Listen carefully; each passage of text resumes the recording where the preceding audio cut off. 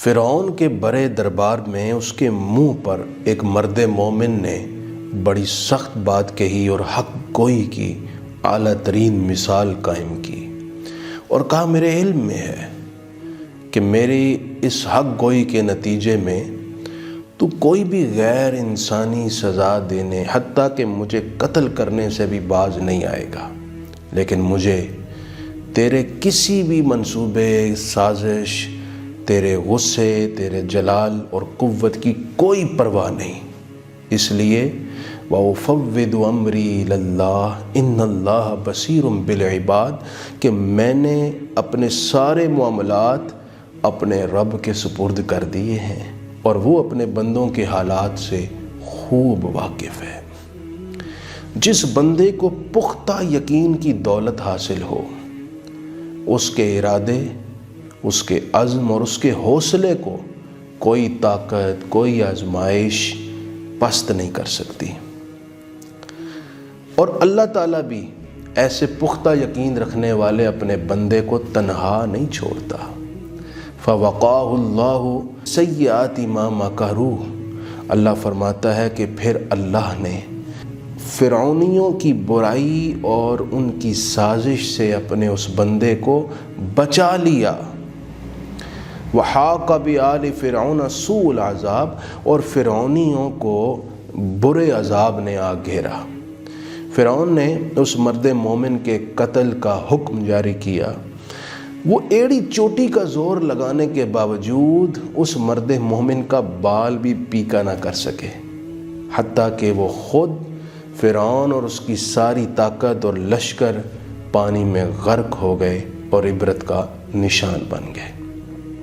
سورہ آل عمران کی آیت نمبر 173 میں بھی مسلمانوں کے پختہ یقین کا ایک بہت اعلیٰ قسم کا واقعہ موجود ہے۔ جنگ احد کے بعد کفار مکہ نے دھمکی دی کہ آئندہ سال ہم آپ پر ایک بڑے لشکر کے ساتھ حملہ آور ہوں گے اور آپ کو، مسلمانوں کو اور اسلام کا نام مٹا دیں گے۔ آئندہ سال انہوں نے چند منافقین کو رشوت دی اور مسلمانوں کے درمیان افواہیں پھیلانے کا کام سونپا تاکہ مسلمانوں کے حوصلے پست ہو جائیں اور وہ میدان میں ہی نہ آ سکیں۔ منافقین نے بات شروع کر دی، الذین قال لهم الناس ان الناس قد جمعوا لکم فاخشوہم انہوں نے کہا تمہارے خلاف کفار مکہ ایک بہت بڑا لشکر لا رہے ہیں، بڑے کر و فر کے ساتھ، ساز و سامان اور پوری طاقت کے ساتھ حملہ آور ہونے والے ہیں۔ فخشوہم تو تم ڈر جاؤ، اپنا بچاؤ کرو، کہیں بھاگ جاؤ، اپنے آپ کو سیکیور کر لو، ورنہ بہت سخت تمہیں تکلیف پہنچے گی۔ اب یہ بات سننے کے بعد صحابہ کرام جو سراپا ایمان و یقین تھے، قرآن کہتا ہے فزادہم ایمانا، ان کا ایمان اور بڑھ گیا۔ وقالوا حسبنا اللہ ونعم الوکیل اور انہوں نے بڑے اعتماد کے ساتھ کہا ہمیں اللہ کافی ہے اور اللہ کتنا ہی اچھا کارساز ہے۔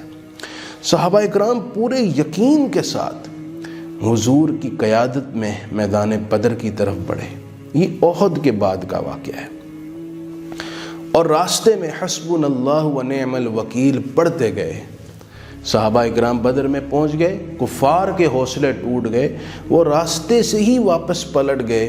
مسلمانوں کے ڈر اور خوف سے اللہ تعالیٰ نے مسلمانوں کی مدد کی۔ ان کے یقین اور اعتماد اور بھروسے کے کمال کی بنا پر اللہ تعالیٰ نے ان کا رعب اور دبدبہ کفار میں پیدا فرما دیا۔ اب ان آیات سے معلوم ہوا کہ رب العزت پختہ اعتماد اور یقین رکھنے والے اپنے بندوں کی ہمیشہ مدد فرماتا ہے۔ اس وقت ضرورت ہے کہ ہم اپنے اندر یقین اور ایمان کی قوت پیدا کریں۔ اقبال نے کہا تھا، کافر ہے تو شمشیر پہ کرتا ہے بھروسہ، مومن ہے تو بے تیغ بھی لڑتا ہے سپاہی۔ جتنا ایمان اور یقین پختہ ہوگا، کوئی آفت، کوئی بلا ہمارے یقین کو، ہمارے اعتماد کو، ہمارے ارادے اور ایمان کو کمزور نہیں کر سکتی۔ آج ہم چھوٹی چھوٹی آفات، مصائب اور بلیات سے اس لیے گھبرا جاتے ہیں، خوف اور ڈر کا شکار ہو جاتے ہیں کہ یقین کی کمزوری ہے۔ سوال یہ پیدا ہوگا کہ یہ یقین مضبوط اور پختہ کیسے کیا جائے؟ تو بڑا آسان سا جواب ہے، قرآن مجید پڑھیے ترجمے اور تفسیر کے ساتھ۔ جتنا آپ قرآن زیادہ پڑھیں گے، اس کو سمجھیں گے، ہر آیت پر آپ یقین کی ایک نئی دولت اور قوت محسوس کریں گے۔ اللہ کریم ہمیں پختہ یقین نصیب فرمائے۔